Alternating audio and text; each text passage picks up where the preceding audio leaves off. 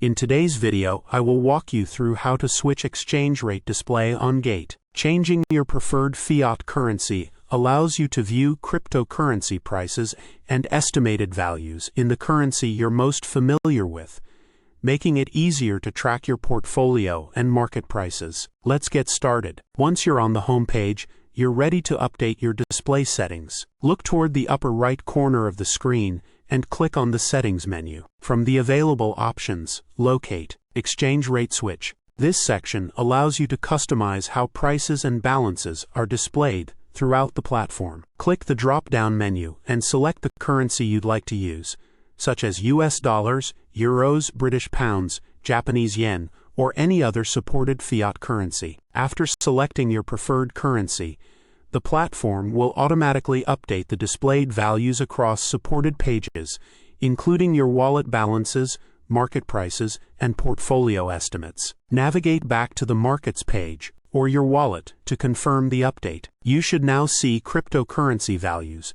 displayed using your selected fiat currency. Keep in mind that this only changes how prices are displayed.